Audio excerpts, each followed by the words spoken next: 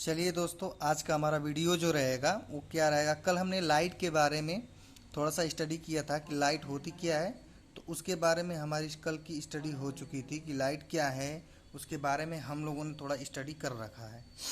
उसके बाद आज हम पढ़ेंगे मिरर, स्फेरिकल मिरर और उसके टाइप पढ़ेंगे। ठीक है, मिरर होता क्या है और उसके कितने टाइप होते हैं, और उससे जो रिलेटेड छोटी छोटी जो पॉइंट, जो डिफिनीशंस है जो बहुत इंपॉर्टेंट होती हैं, उन सारी चीज़ों को हम आज स्टडी करेंगे। तो चलिए हम यहाँ पे आपको लिखते हैं मिरर। ठीक है, मिरर हिंदी में इसका मतलब होता है दर्पण। ये होता है आपका दर्पण। ठीक है, तो देखिए आपका मिरर क्या होता है। हम यहाँ पे बात करेंगे तो स्फेरिकल मिरर। ठीक है, इसमें जो फर्स्ट चीज़ आता है, ये क्या आता है, स्फेरिकल मिरर। मतलब हिंदी में इसको कहते हैं गोलीय दर्पण। ये होता है आपका गोलीय दर्पण। ठीक है, ये क्या होता है, गोलीय दर्पण। जैसे कि हम सपोज कर लेंगे गोलीय दर्पण होता क्या है।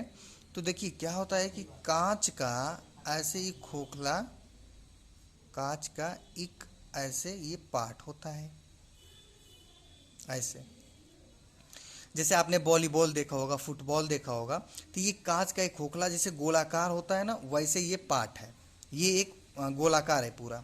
ठीक है, तो इसके पास वॉल्यूम है, ये 2D नहीं है, 3D है। ठीक है, तो क्या करेंगे हम कि जब इसको, चलिए हम सपोज करते हैं कि स्फेरिकल मिरर आपको पता चल गया कि ये कांच का एक जो ग्लास होता है उसका एक खोखला भाग को, खोखला होता है, उसको हम स्फेरिकल मिरर कहते हैं। अब देखिए जब हम क्या करते हैं, इसको हम जब यहाँ से मान लीजिए 20 से पूरा इसको दो सिमेट्री पार्ट में डिवाइड कर दिए, तो ये क्या बना, दो पार्ट में डिवाइड कर दिए, एक पार्ट ये बना, एक पार्ट ये बना। अगर मैं इसको अलग अलग बनाऊं तो क्या बनेगा, देखिए। अगर यहाँ पे मैं इसको एक बार ऐसे बना दूं और एक बार ऐसे बना दूं अलग अलग करके, और एक बार इसके बाहरी सतह पे यहाँ पे अगर मैं पॉलिश कर दूं यहाँ पे, और एक बार इसके आंतरिक सतह पे यहाँ पे अगर मैं पॉलिश ऐसे कर दूं, सिल्वर की पॉलिश होती है ये एजी की क्या होती है, पॉलिश होती है, और यहाँ पर भी वही होगी। तो ये आपका क्या बना, ये इसको था हमने। अब देखिए ये स्फेरिकल है तो इसका कुछ सेंटर भी होगा, यहाँ पे ये सेंटर होता है, और इससे ये भी लाइन जैसे वो अभी ऐसे हॉरिजॉन्टल लाइन भी होगी। अभी मैं इसका मतलब समझाऊंगा होता क्या है, क्यों मैंने ये लिखा है। तो देखिए स्फेरिकल मिरर ये हो गया। तो ये जब देखिए इसके आंतरिक भाग में ये देखिए ये पॉलिश नहीं है, ये ऊपरी भाग इसकी पॉलिश है, आंतरिक भाग क्या है, चमकदार टाइप का है, अंदरी भाग इसका, जहाँ पे आंतरिक भाग यहाँ पे लग रहा है। अगर मैं इसको ऐसे बनाऊं तो देखिए कुछ ऐसे बनेगा, ऐसे पॉलिश हो गई, और यहाँ पे अगर ऐसे कर दिया जाए तो देखिए ये आपका कनकेव मिरर है। इसको हम कनकेव मिरर बोलेंगे, हिंदी में अवतल दर्पण, अवतल दर्पण, इसको हम बोलेंगे अवतल दर्पण। ठीक है, ये हो गया आपका अवतल दर्पण। और यहाँ पे ये वाला जो चीज़ है इसके आंतरिक भाग में ऐसे है, तो ऐसे आपका आ गया। तो ये रहेगा ऊपरी सतह से, यहाँ पे रिफ्लेक्शन होगा लाइट का या जो भी होना हो, अभी आप मत वो ध्यान दीजिए। ये ऊपरी सतह है, जो उभरा हुआ भाग होता है, ये दबा हुआ भाग है, ये उभरा हुआ भाग। तो ये आपका हो जाएगा कन्वेक्स मिरर, मिरर जिसको बोलेंगे उत्तल दर्पण। ठीक है, आपकी ये चीज़ हो गई।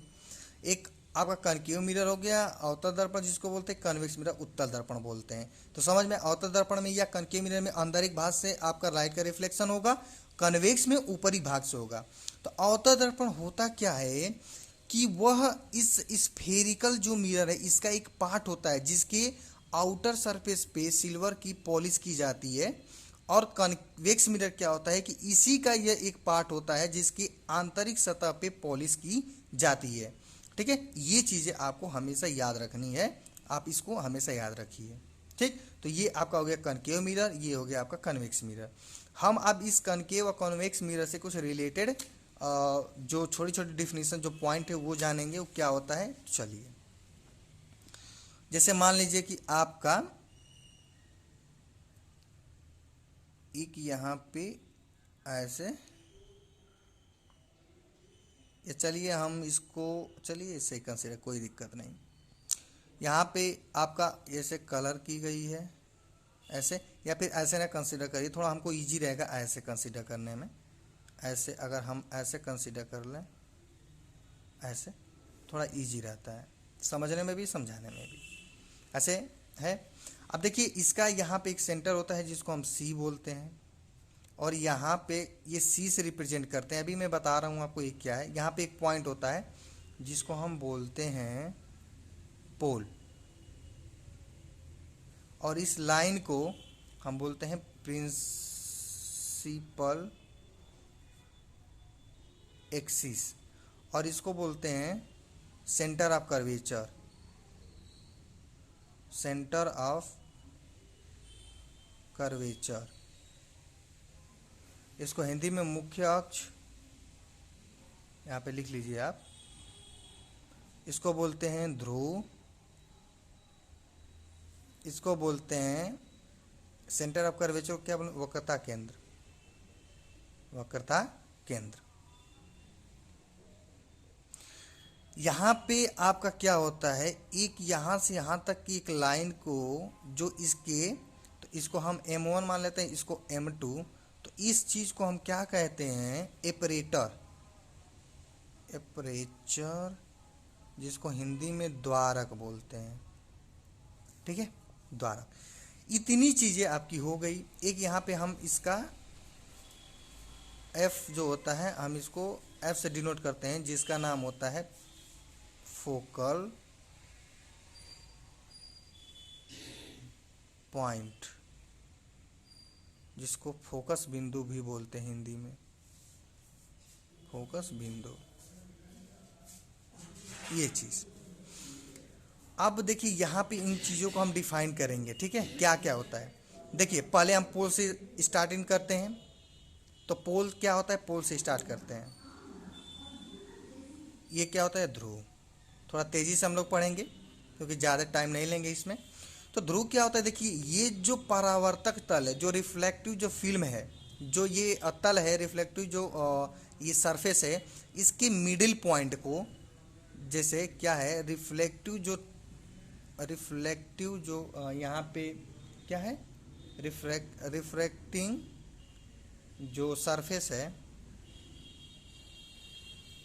यही रिफ्लेक्टिंग सरफेस होगा, ये अंदर वाला, क्योंकि यहीं से लाइट रिफ्लेक्ट होगी। तो इसके मिडिल पॉइंट को, रिफ्लेक्टिंग सरफेस की मिडिल पॉइंट, आप यहाँ पे सीधा सीधा बस समझ जाइए, मिडिल पॉइंट को क्या बोलते हैं, पोल। रिफ्लेक्टिंग तल के, रिफ्रैक्टिंग सरफेस के मिडिल पॉइंट को पोल बोलते हैं। क्लियर। अब सेंटर ऑफ कर्वेचर पे आते हैं। Centre of curvature,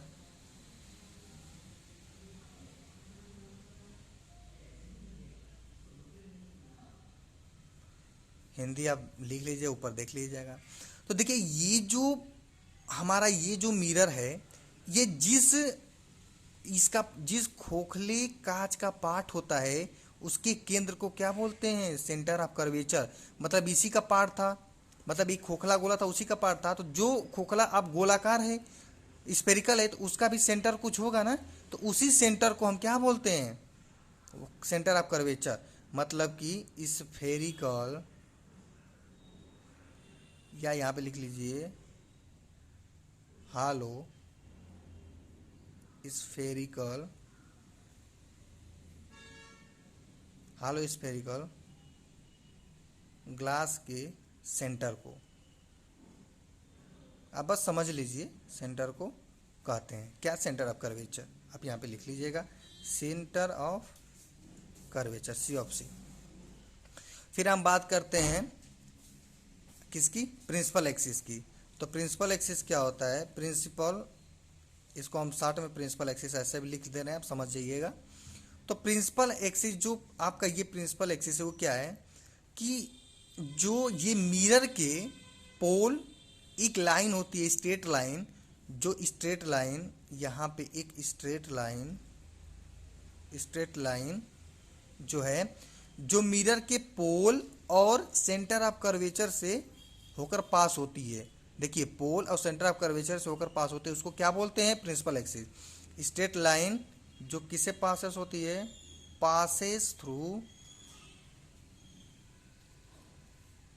P and, आप समझ सकते हैं, P pole and C of C centre of curvature, तो उसको बोलते हैं प्रिंसिपल एक्सिस।